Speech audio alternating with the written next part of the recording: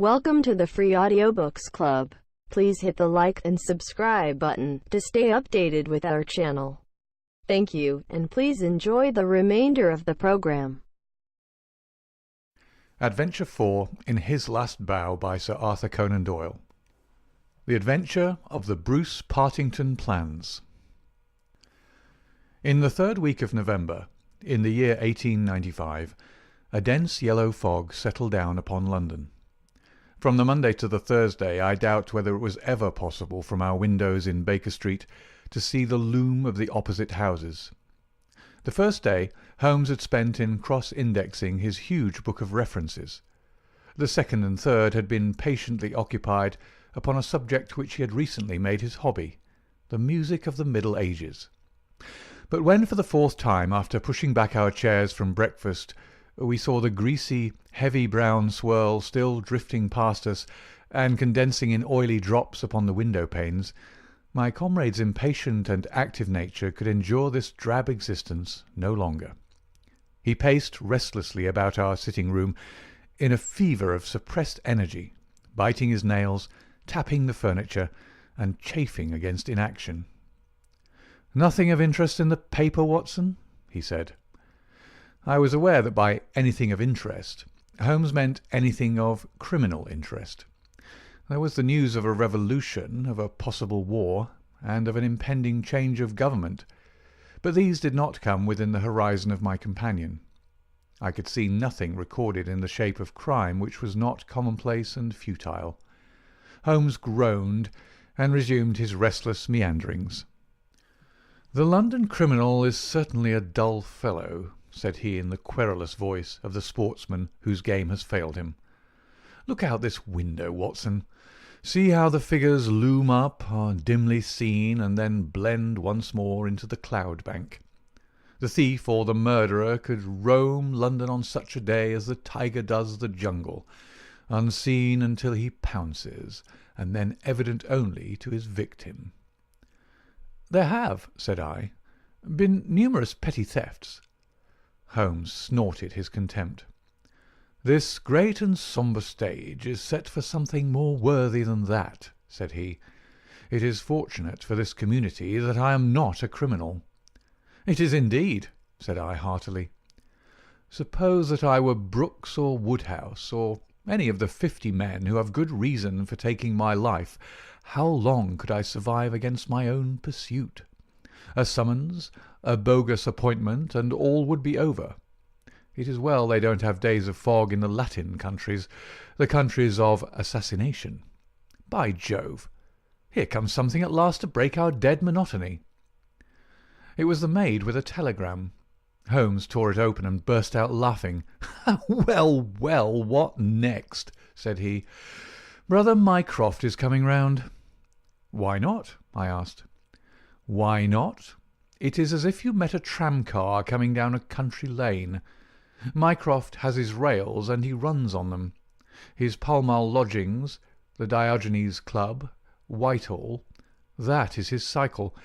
Once and only once he's been here.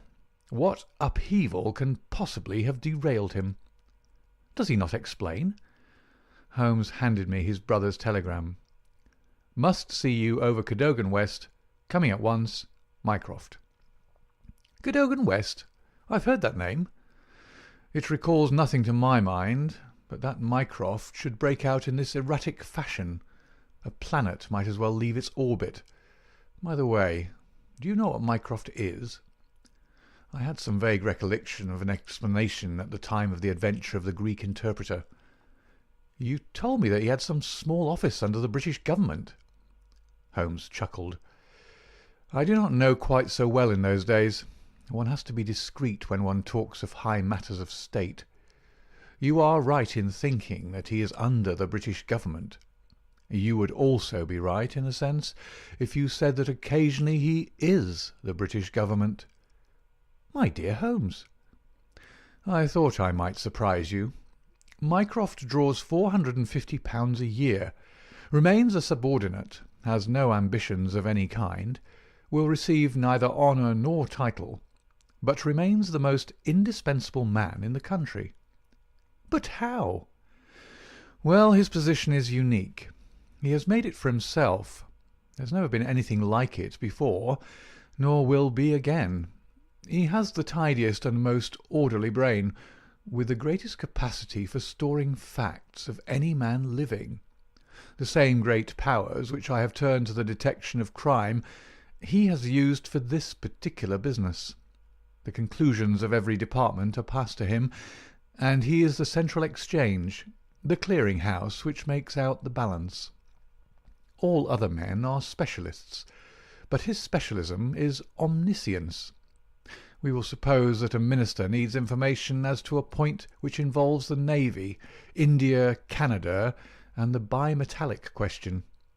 He could get his separate advices from various departments upon each, but only Mycroft can focus them all, and say off-hand how each factor would affect the other. They began by using him as a short-cut, a convenience, and now he's made himself an essential. In that great brain of his, everything is pigeon-holed, and can be handed out in an instant. Again and again his word has decided the national policy. He lives in it. He thinks of nothing else, save when, as an intellectual exercise, he unbends if I call upon him and ask him to advise me on one of my little problems.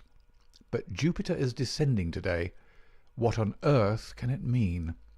Who is Cadogan West, and what is he to Mycroft? "I have it!"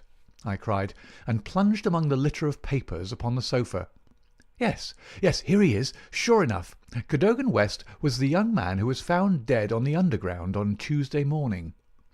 Holmes sat up at attention, his pipe half-way to his lips. This must be serious, Watson. A death which has caused my brother to alter his habits can be no ordinary one. What in the world can he have to do with it? The case was featureless, as I remember it.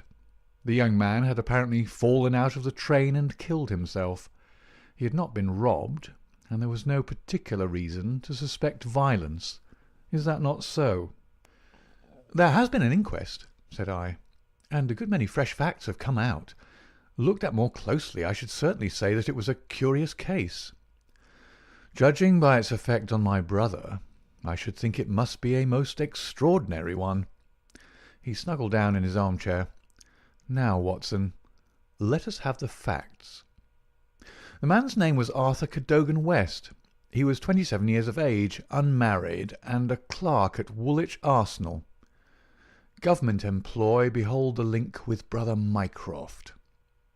He left Woolwich suddenly on Monday night, was last seen by his fiancée, Miss Violet Westbury, whom he left abruptly in the fog about 7:30 that evening.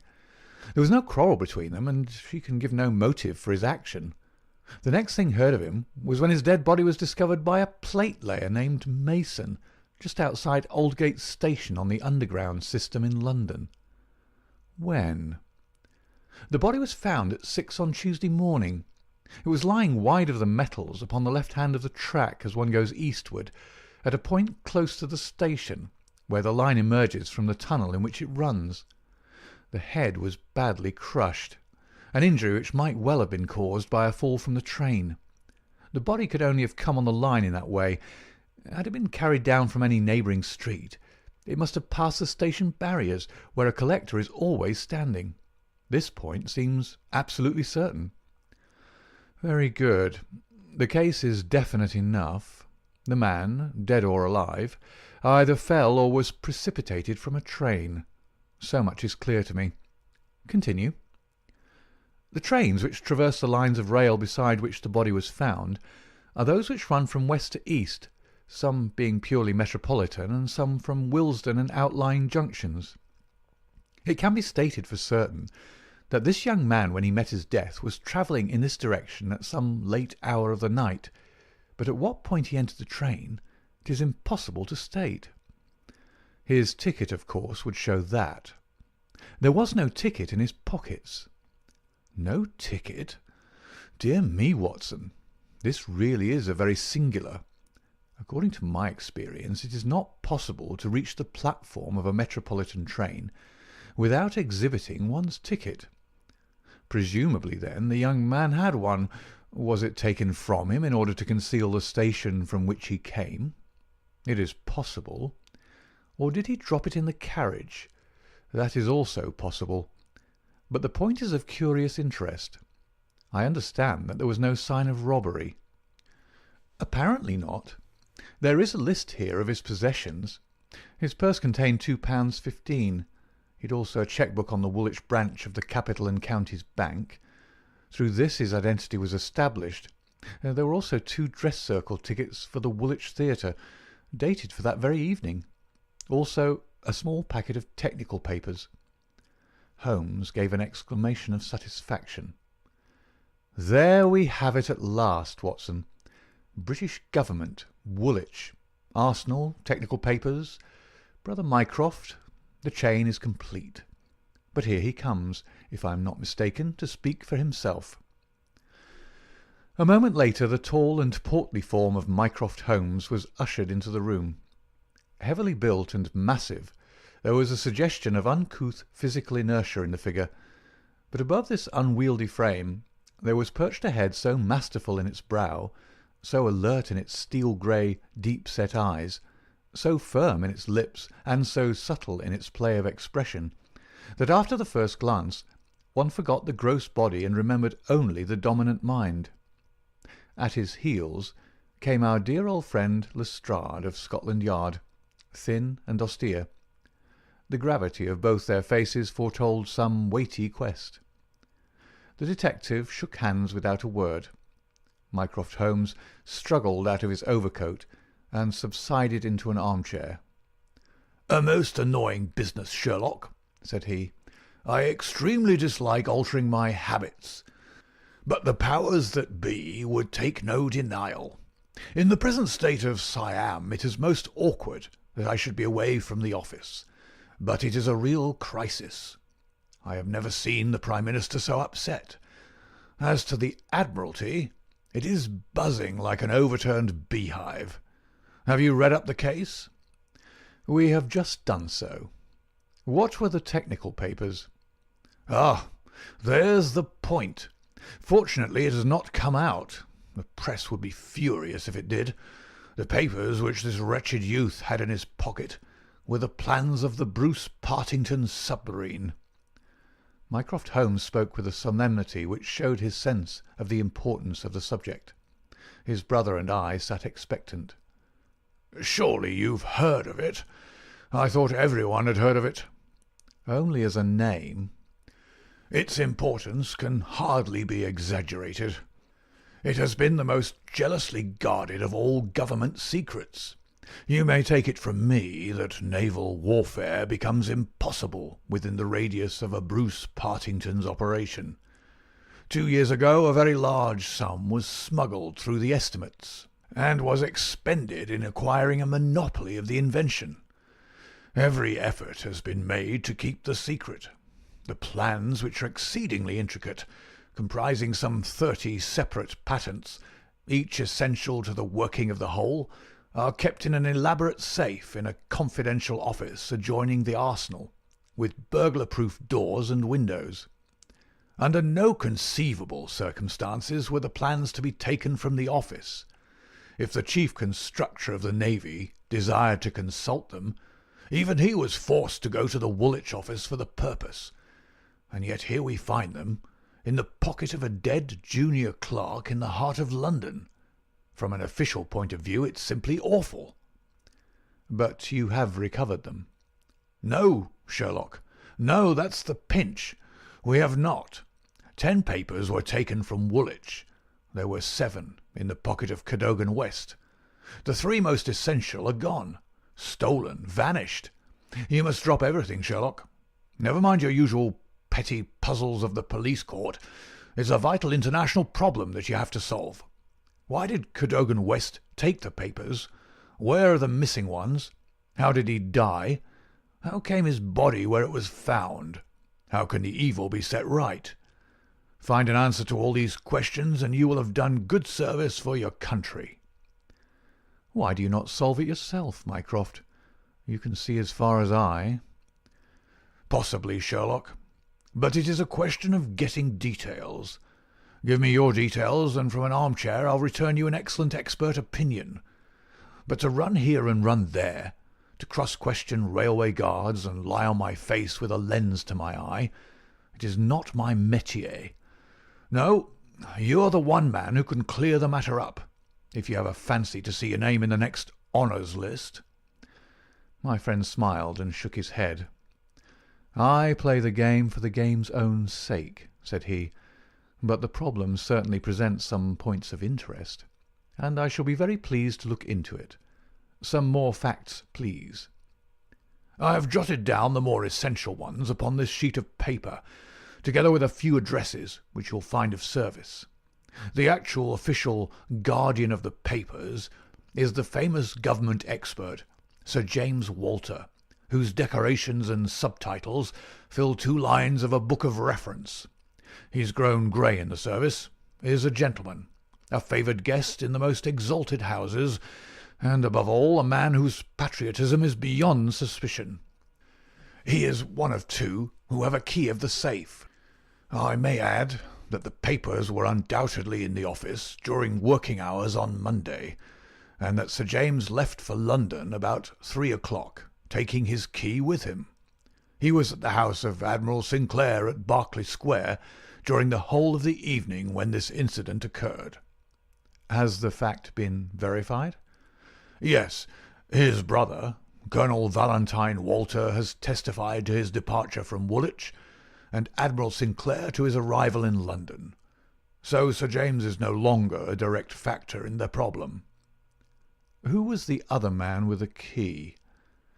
"The senior clerk and draftsman, Mr. Sidney Johnson.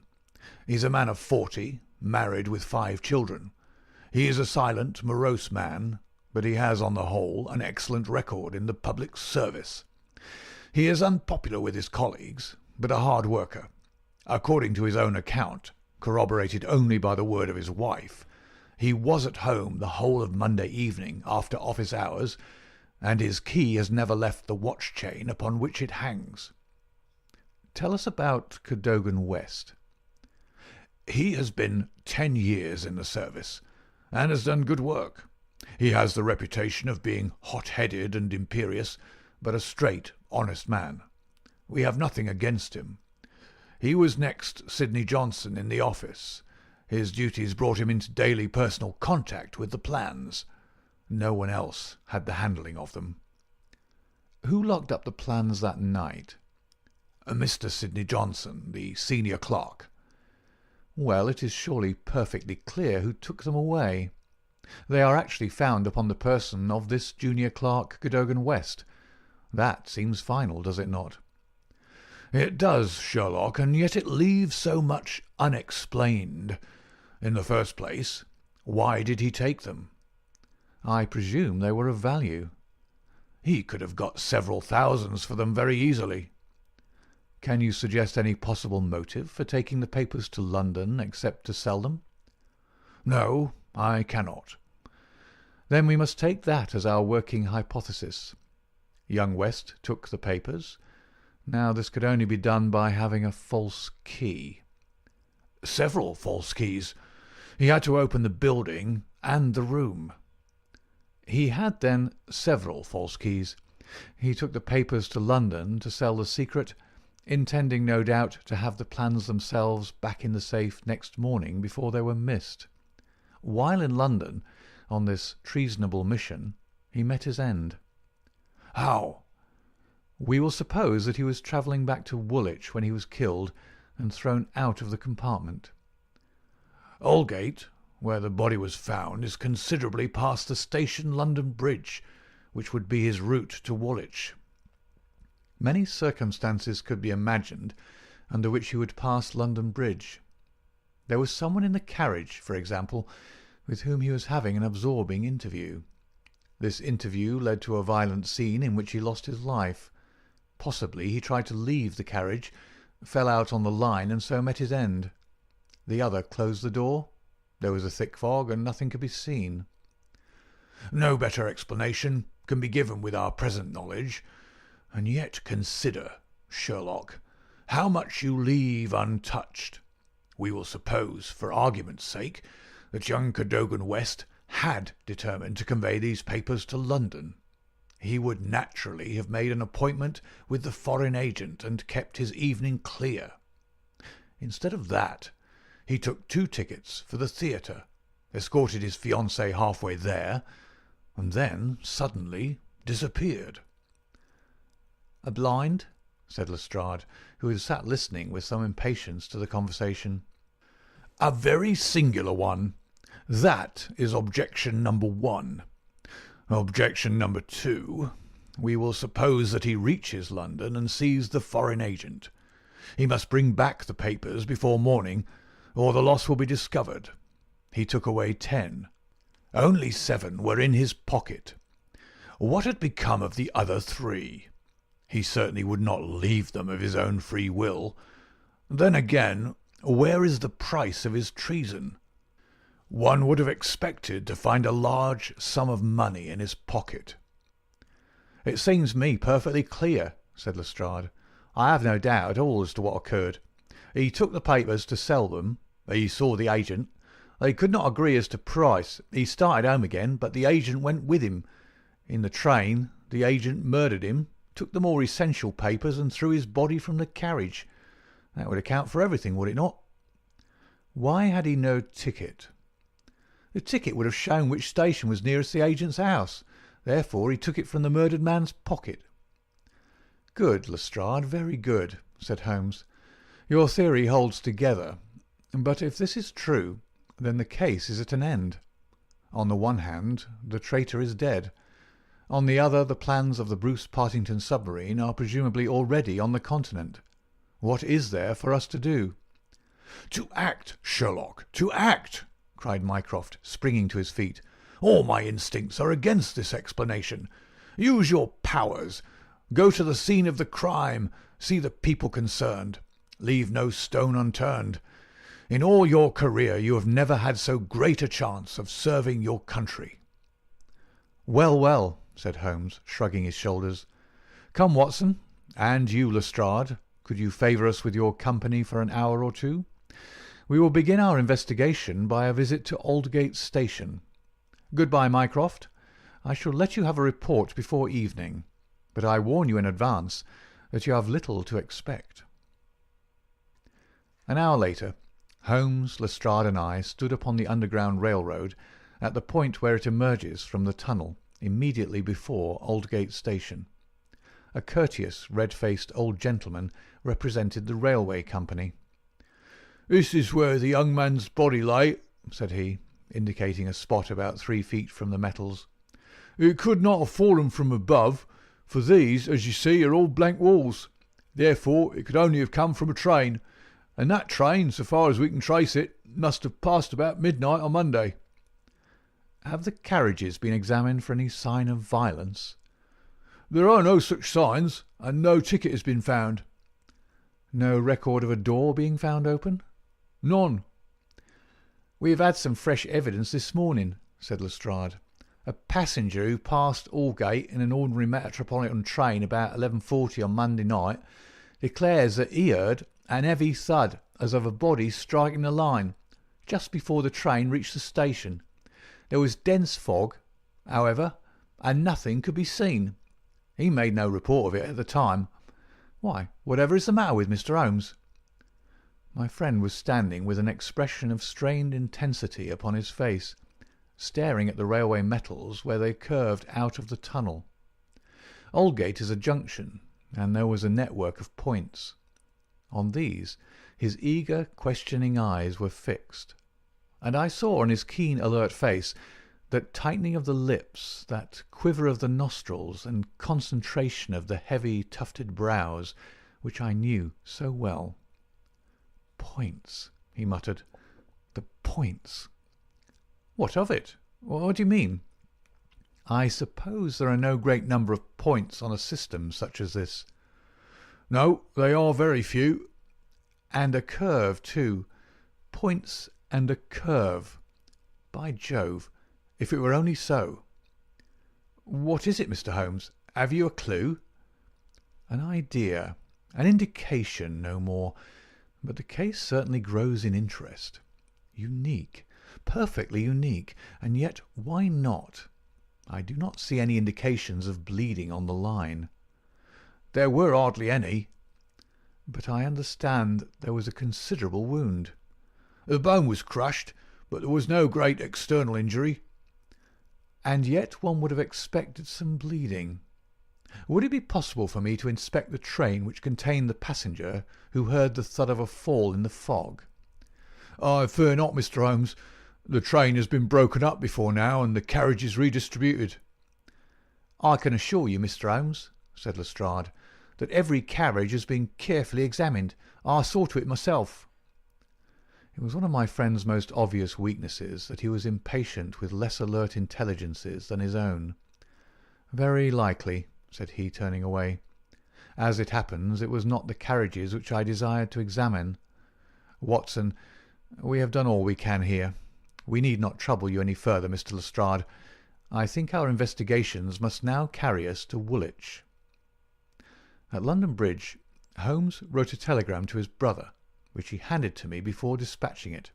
It ran thus: "See some light in the darkness, but it may possibly flicker out.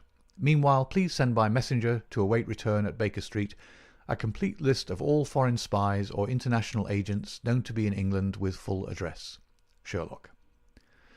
"That should be helpful, Watson," he remarked as we took our seats in the Woolwich train. "We certainly owe brother Mycroft a debt for having introduced us to what promises to be a really very remarkable case."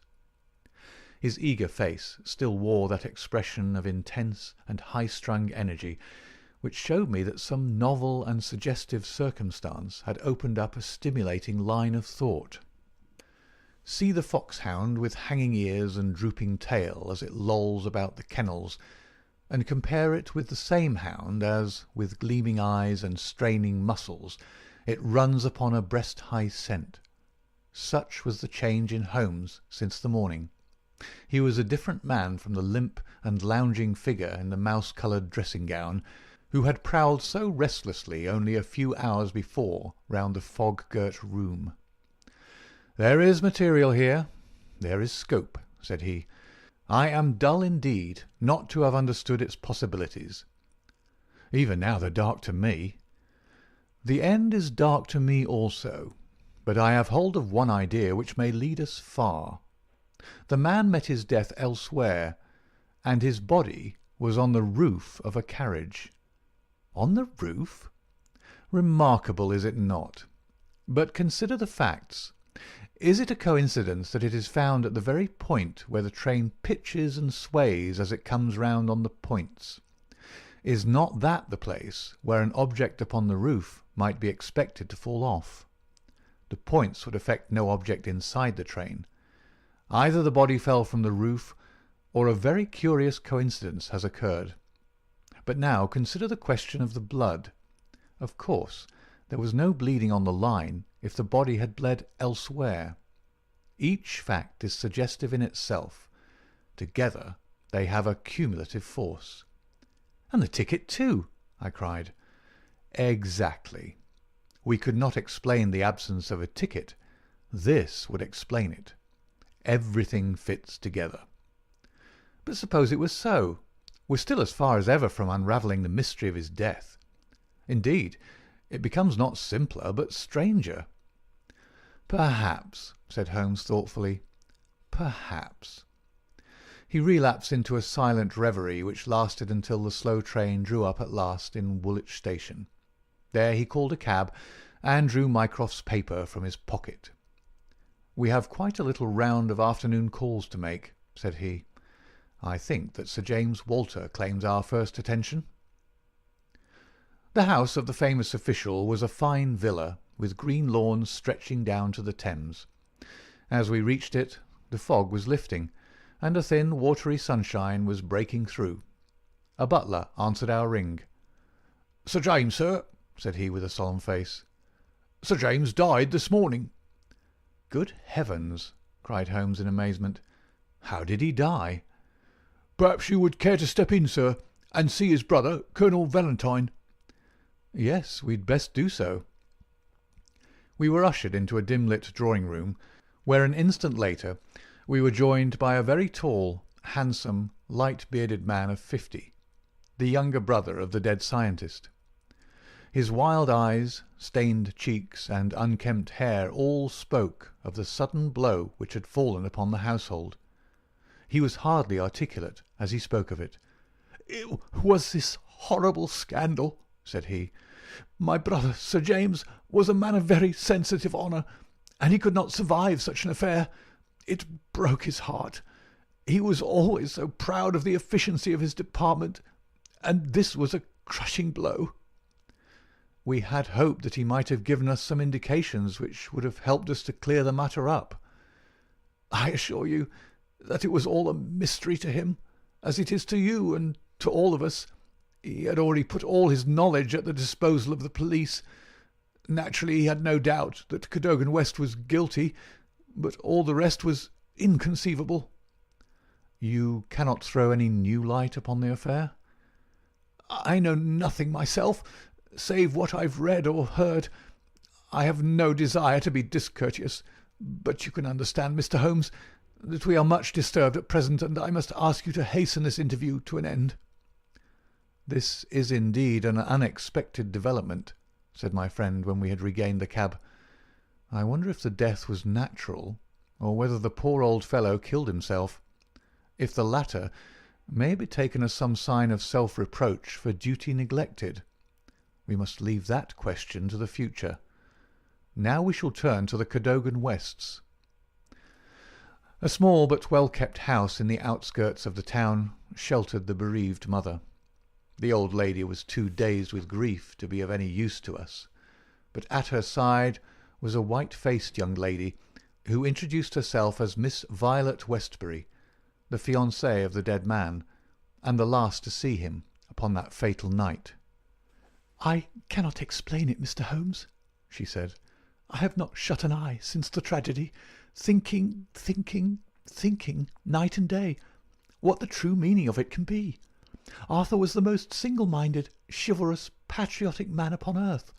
He would have cut his right hand off before he would sell a state secret confided to his keeping. It is absurd, impossible, preposterous to anyone who knew him." "But the facts, Miss Westbury?" Yes, I admit I cannot explain them." "Was he in any want of money?" "No, his needs were very simple, and his salary ample. He had saved a few hundreds, and we were to marry at the New Year." "No signs of any mental excitement? Come, Miss Westbury, be absolutely frank with us." The quick eye of my companion had noticed some change in her manner. She coloured and hesitated. "Yes," she said at last, "I had a feeling that there was something on his mind." "For long?" "Only for the last week or so. He was thoughtful and worried. Once I pressed him about it. He admitted that there was something, and that it was concerned with his official life. 'It is too serious for me to speak about even to you,' said he. I could get nothing more." Holmes looked grave. "Go on, Miss Westbury. Even if it seems to tell against him, go on. We cannot say what it may lead to." "Indeed, I have nothing more to tell. Once or twice it seemed to me that he was on the point of telling me something. He spoke one evening of the importance of the secret, and I have some recollection that he said that no doubt foreign spies would pay a great deal to have it." My friend's face grew graver still. "Anything else?" "He said that we were slack about such matters, that it would be easy for a traitor to get the plans." "Was it only recently that he made such remarks?" "Yes, quite recently." "Now tell us of that last evening." "We were to go to the theatre. The fog was so thick that a cab was useless. We walked, and our way took us close to the office. Suddenly he darted away into the fog." "Without a word?" "He gave an exclamation, that was all. I waited, but he never returned. Then I walked home. Next morning, after the office opened, they came to inquire. About 12 o'clock we heard the terrible news. Oh, Mr. Holmes, if you could only save his honour! It was so much to him." Holmes shook his head sadly. "Come, Watson," said he. "Our ways lie elsewhere. Our next station must be the office from which the papers were taken." "It was black enough before against this young man, but our inquiries make it blacker," he remarked as the cab lumbered off. "His coming marriage gives a motive for the crime. He naturally wanted money. The idea was in his head since he spoke about it. He nearly made the girl an accomplice in the treason by telling her his plans. It is all very bad." "But surely, Holmes, character goes for something. Then again, why should he leave the girl in the street and dart away to commit a felony?" "Exactly. There are certain objections, but it is a formidable case which they have to meet." Mr. Sidney Johnson, the senior clerk, met us at the office, and received us with that respect which my companion's card always commanded. He was a thin, gruff, bespectacled man of middle age, his cheeks haggard and his hands twitching from the nervous strain to which he had been subjected. "It is bad, Mr. Holmes, very bad. Have you heard of the death of the chief?" "We have just come from his house."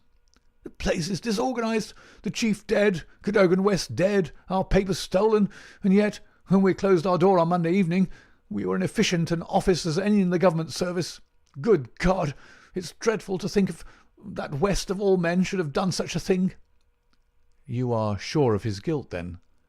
"I can see no other way out of it, and yet I would have trusted him as I trust myself." "At what hour was the office closed on Monday?"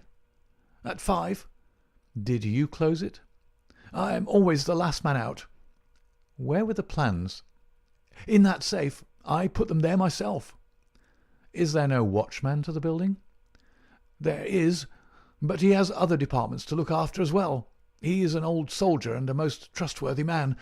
He saw nothing that evening. Of course, the fog was very thick." "Suppose that Cadogan West wished to make his way into the building after hours. He would need 3 keys, would he not, before he could reach the papers?" "Yes, he would. The key of the outer door, the key of the office, and the key of the safe." "Only Sir James Walter and you had those keys?" "I had no keys of the doors, only of the safe." "Was Sir James a man who was orderly in his habits?" "Yes, I think he was. I know that so far as those 3 keys are concerned, he kept them on the same ring. I've often seen them there." "And that ring went with him to London?" "He said so." "And your key never left your possession?" "Never." "Then West, if he is the culprit, must have had a duplicate, and yet none was found upon his body. One other point. If a clerk in this office desired to sell the plans, would it not be simpler to copy the plans for himself than to take the originals, as was actually done?"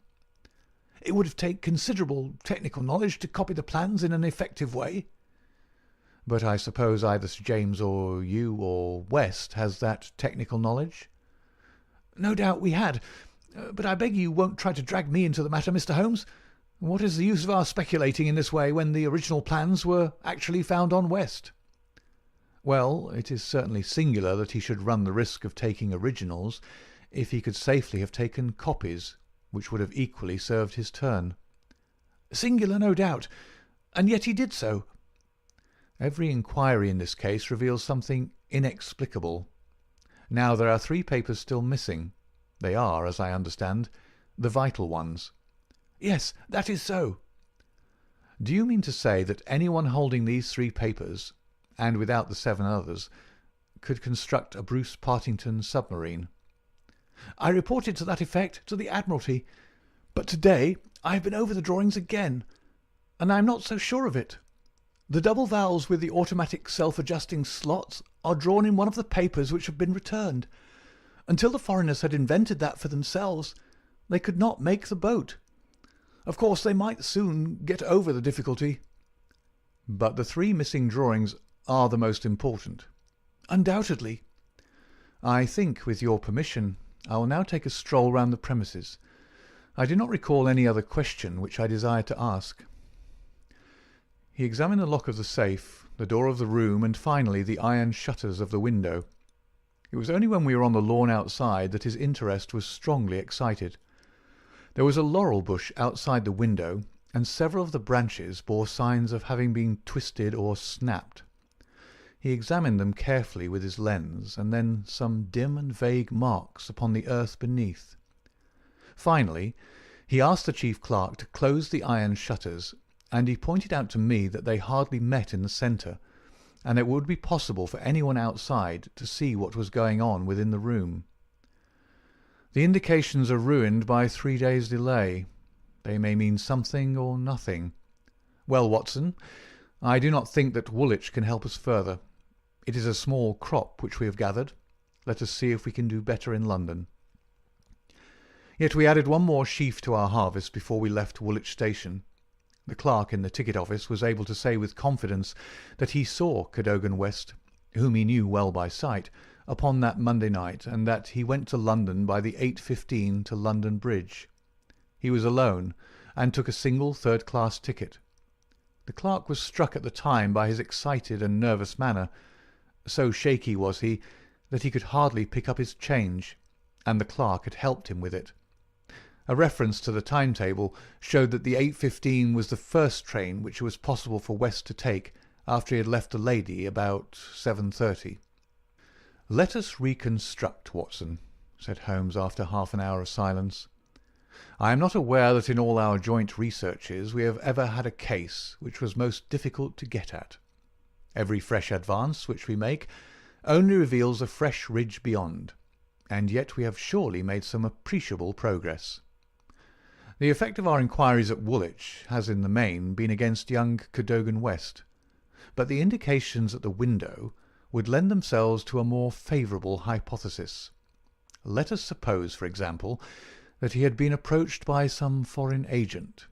It might have been done under such pledges as would have prevented him from speaking of it, and yet would have affected his thoughts in the direction indicated by his remarks to his fiancée. Very good. We will now suppose that as he went to the theatre with the young lady, he suddenly, in the fog, caught a glimpse of this same agent going in the direction of the office. He was an impetuous man, quick in his decisions. Everything gave way to his duty.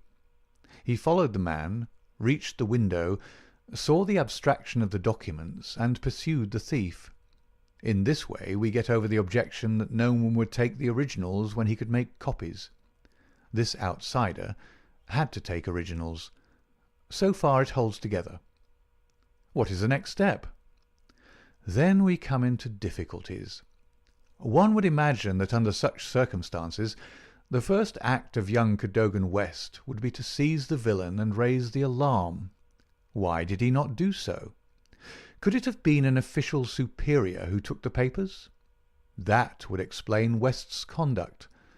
Or could the chief have given West the slip in the fog, and West started at once to London to head him off from his own rooms, presuming that he knew where the rooms were?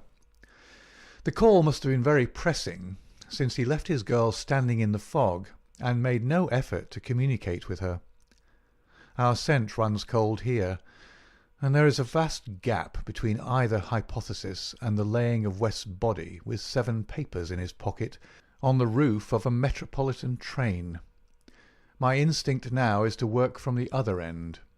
If Mycroft has given us the list of addresses, we may be able to pick up our man and follow 2 tracks instead of 1. Surely enough, a note awaited us at Baker Street. A government messenger had brought it post-haste. Holmes glanced at it and threw it over to me. There are numerous small fry, but few who would handle so big an affair. The only men worth considering are Adolphe Meyer of 13 Great George Street, Westminster, Louis Larothière of Camden Mansions, Notting Hill, and Hugo Oberstein, 13 Caulfield Gardens, Kensington. The latter was known to be in town on Monday, and is now reported as having left. Glad to hear you have seen some light. The Cabinet awaits your final report with the utmost anxiety. Urgent representations have arrived from the very highest quarter. The whole force of the state is at your back if you should need it. Mycroft. "I am afraid," said Holmes, smiling, "that all the Queen's horses and all the Queen's men cannot avail in this matter." He had spread out his big map of London and leaned eagerly over it. "Well, well," said he presently with an exclamation of satisfaction. "Things are turning a little in our direction at last. Why, Watson, I do honestly believe that we are going to pull it off after all." He slapped me on the shoulder with a sudden burst of hilarity. "I'm going out now. It is only a reconnaissance. I'll do nothing serious without my trusted comrade and biographer at my elbow. Do you stay here, and the odds are that you will see me again in an hour or two. If time hangs heavy, get foolscap and a pen, and begin your narrative of how we saved the state." I felt some reflection of his elation in my own mind, for I knew well that he would not depart so far from his usual austerity of demeanour unless there was good cause for exultation. All the long November evening I waited, filled with impatience for his return. At last, shortly after 9 o'clock, there arrived a messenger with a note. "I'm dining at Goldini's restaurant, Gloucester Road, Kensington. Please come at once and join me there. Bring with you a jemmy, a dark lantern, a chisel, and a revolver. S.H." It was a nice equipment for a respectable citizen to carry through the dim, fog-draped streets. I stowed them all discreetly away in my overcoat and drove straight to the address given. There sat my friend at a little round table near the door of the garish Italian restaurant. "Have you had something to eat? Then join me in a coffee and curaçao. Try one of the proprietor's cigars. They are less poisonous than one would expect. Have you the tools?" "They're here in my overcoat." "Excellent. Let me give you a short sketch of what I have done, with some indication of what we are about to do.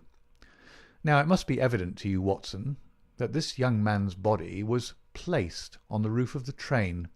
That was clear from the instant that I determined the fact that it was from the roof and not from a carriage that he had fallen. Could it not have been dropped from a bridge? I should say it was impossible. If you examine the roofs you will find that they are slightly rounded, and there is no railing around them. Therefore we can say for certain that young Cadogan West was placed on it. How could he be placed there? That was the question which we had to answer. There is only one possible way. You are aware that the underground runs clear of tunnels at some points in the West End. I had a vague memory that as I have travelled by it, I have occasionally seen windows just above my head. Now suppose that a train halted under such a window. Would there be any difficulty in laying a body upon the roof? It seems most improbable. We must fall back upon the old axiom that when all other contingencies fail, whatever remains, however improbable, must be the truth. Here all other contingencies have failed. When I found that the leading international agent, who had just left London, lived in a row of houses which abutted upon the underground, I was so pleased that you were a little astonished at my sudden frivolity. Oh, that was it, was it?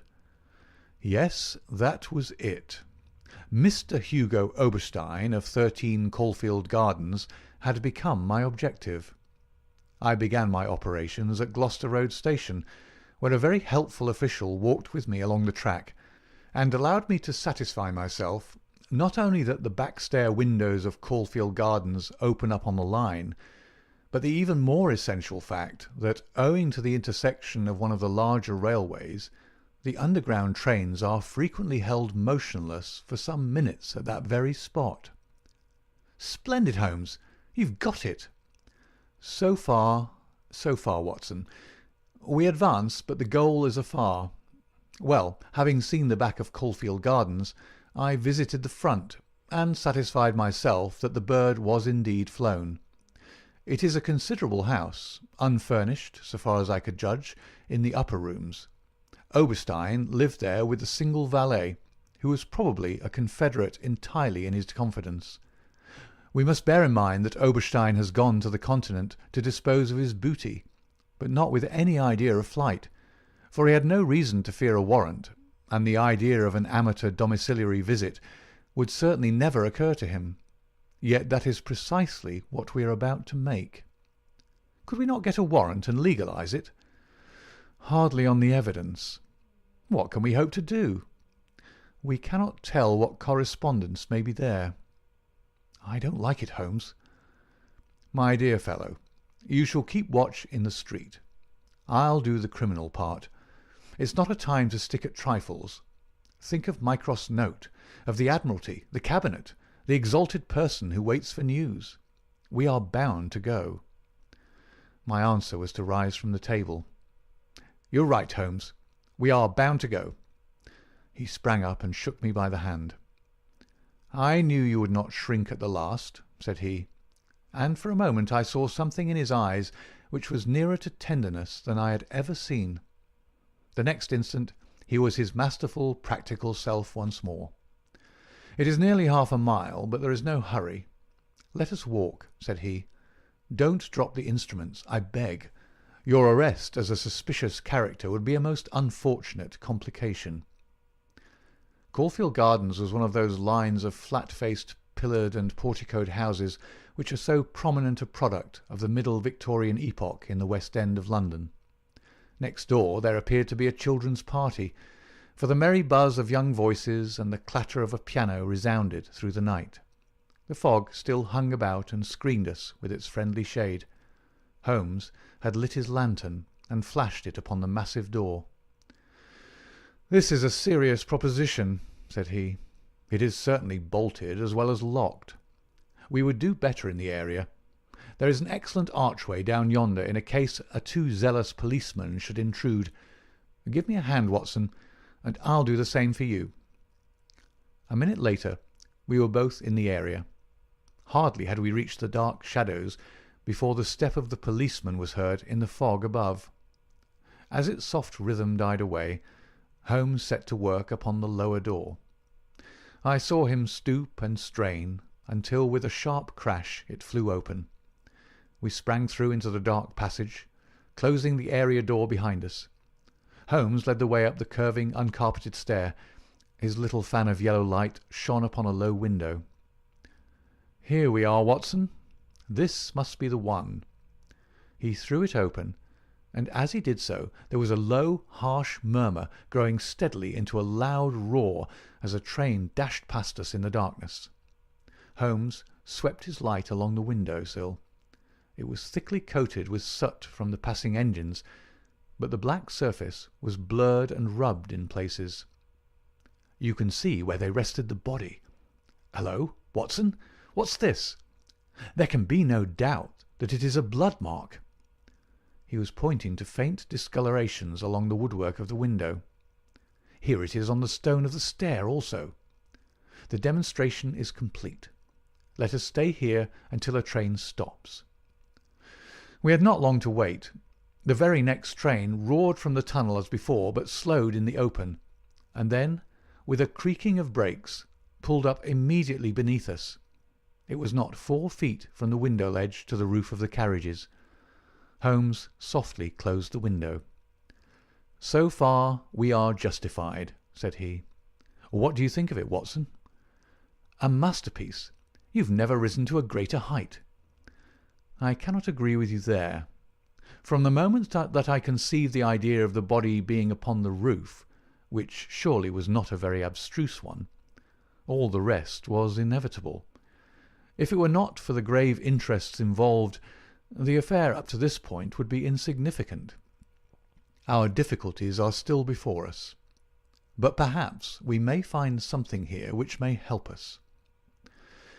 We had ascended the kitchen stair and entered the suite of rooms upon the first floor. One was a dining room, severely furnished and containing nothing of interest.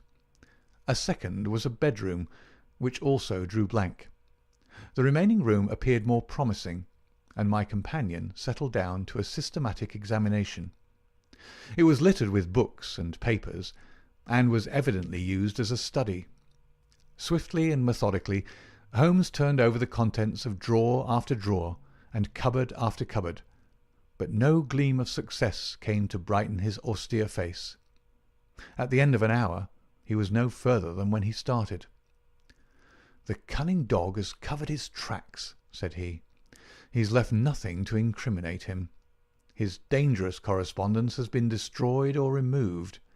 This is our last chance." It was a small tin cash-box which stood upon the writing-desk. Holmes pried it open with his chisel. Several rolls of paper were within, covered with figures and calculations without any note to show to what they referred. The recurring words "water pressure" and "pressure to the square inch" suggested some possible relation to a submarine. Holmes tossed them all impatiently aside. There only remained an envelope with some small newspaper slips inside it. He shook them out on the table, and at once I saw by his eager face that his hopes had been raised. "What's this, Watson, eh? What's this? A record of a series of messages in the advertisements of a paper. Daily Telegraph agony column by the print and paper. Right-hand top corner of a page. No dates, but messages arrange themselves. This must be the first. Hope to hear sooner. Terms agreed to. Write fully to address given on card. Piero. Next comes, too complex for description, must have full report. Stuff awaits you when goods delivered. Piero. Then comes, matter presses, must withdraw offer unless contract completed. Make appointment by letter, will confirm by advertisement. Piero. Finally. Monday night after 9, 2 taps. Only ourselves. Do not be so suspicious. Payment in hard cash when goods delivered. Piero. A fairly complete record, Watson. If we could only get at the man at the other end. He sat lost in thought, tapping his fingers on the table. Finally he sprang to his feet. Well, perhaps it won't be so difficult after all. There is nothing more to be done here, Watson. I think we might drive round to the offices of the Daily Telegraph, and so bring a good day's work to a conclusion. Mycroft Holmes and Lestrade had come round by appointment after breakfast next day, and Sherlock Holmes had recounted to them our proceedings of the day before. The professional shook his head over our confessed burglary. "We can't do these things in a force, Mr. Holmes," said he. "No wonder you get results that are beyond us. But some of these days you'll go too far, and you'll find yourself and your friend in trouble. For England, home and beauty, eh, Watson? Martyrs on the altar of our country. But what do you think of it, Mycroft?" "Excellent, Sherlock. Admirable. But what use will you make of it?" Holmes picked up the Daily Telegraph, which lay upon the table. "Have you seen Piero's advertisement to-day?" "What, another one?" "Yes, here it is. To-night, same hour, same place, 2 taps, most vitally important, your own safety at stake. Piero." "By George!" cried Lestrade. "If he answers that, we got him." "That was my idea when I put it in. I think if you could both make it convenient to come with us about 8 o'clock to Caulfield Gardens, we might possibly get a little nearer to our solution." One of the most remarkable characteristics of Sherlock Holmes was his power of throwing his brain out of action and switching all his thoughts on to lighter things whenever he had convinced himself that he could no longer work to advantage. I remember that during the whole of that memorable day he lost himself in a monograph which he had undertaken upon the polyphonic motets of Lassus. For my own part, I had none of this power of detachment, and the day in consequence appeared to be interminable. The great national importance of the issue, the suspense in high quarters, the direct nature of the experiment which we were trying, all combined to work upon my nerve. It was a relief to me when at last, after a light dinner, we set out upon our expedition. Lestrade and Mycroft met us by appointment at the outside of Gloucester Road Station. The area door of Oberstein's house had been left open the night before, and it was necessary for me, as Mycroft Holmes absolutely and indignantly declined to climb the railings, to pass in and open the hall door. By 9 o'clock we were all seated in the study, waiting patiently for our man. An hour passed, and yet another. When 11 struck, the measured beat of the great church clock seemed to sound the dirge of our hopes. Lestrade and Mycroft were fidgeting in their seats, and looking twice a minute at their watches. Holmes sat silent and composed, his eyelids half shut, but every sense on the alert. He raised his head with a sudden jerk. "He is coming," said he. There had been a furtive step past the door. Now it returned. We heard a shuffling sound outside, and then 2 sharp taps with the knocker. Holmes rose, motioning us to remain seated. The gas in the hall was a mere point of light. He opened the outer door, and then, as a dark figure slipped past him, he closed and fastened it. "This way," we heard him say, and a moment later our man stood before us. Holmes had followed him closely, and as the man turned with a cry of surprise and alarm, he caught him by the collar and threw him back into the room. Before our prisoner had recovered his balance, the door was shut, and Holmes was standing with his back against it. The man glared around him, staggered, and fell senseless upon the floor. With the shock, his broad-brimmed hat flew from his head, his cravat slipped down his lips, and there were the long, light beard and the soft, handsome, delicate features of Colonel Valentine Walter. Holmes gave a whistle of surprise. "You can write me down an ass this time, Watson," said he. "This was not the bird that I was looking for." "Who is he?" asked Mycroft eagerly. "The younger brother of the late Sir James Walter, the head of the submarine department. Yes, yes, I see the fall of the cards. He is coming too. I think that you had best leave his examination to me." We had carried the prostrate body to the sofa. Now our prisoner sat up, looked round him with a horror-stricken face, and passed his hand over his forehead like one who cannot believe his own senses. "What is this?" he asked. "I came here to visit Mr. Oberstein." "Everything is known, Colonel Walter," said Holmes. "How an English gentleman could behave in such a manner is beyond my comprehension. But your whole correspondence and relations with Oberstein are within our knowledge. So also are the circumstances connected with the death of young Cadogan West. Let me advise you to gain at least the small credit for repentance and confession, since there are still some details which we can only learn from your lips." The man groaned and sank his face in his hands. We waited, but he was silent. "I can assure you," said Holmes, "that every essential is already known. We know that you were pressed for money, that you took an impress of the keys which your brother held, and that you entered into a correspondence with Oberstein, who answered your letters through the advertisement columns of the Daily Telegraph. We are aware that you went down to the office in the fog on Monday night, but that you were seen and followed by young Cadogan West, who had probably some previous reason to suspect you. He saw your theft, but could not give the alarm, as it was just possible that you were taking the papers to your brother in London. Leaving all his private concerns, like the good citizen that he was, he followed you closely in the fog and kept at your heels until you reached this very house. There he intervened, and then it was, Colonel Walter, that to treason you added the more terrible crime of murder." "I did not! I did not! Before God I swear that I did not!" cried our wretched prisoner. "Tell us then how Cadogan West met his end before you laid him upon the roof of a railway carriage." "I will! I swear to you that I will! I did the rest. I confess it. It was just as you say. A stock exchange debt had to be paid. I needed the money badly. Oberstein offered me 5,000. It was to save myself from ruin. But as to murder, I am as innocent as you." "What happened then?" "He had his suspicions before, and he followed me as you describe. I never knew it until I was at the very door. It was thick fog, and one could not see 3 yards. I had given 2 taps, and Oberstein had come to the door. The young man rushed up and demanded to know what we were about to do with the papers. Oberstein had a short life-preserver. He always carried it with him. As West forced his way after us into the house, Oberstein struck him on the head. The blow was a fatal one. He was dead within 5 minutes. There he lay in the hall, and we were at our wits' end what to do. Then Oberstein had this idea about the trains which halted under his back window.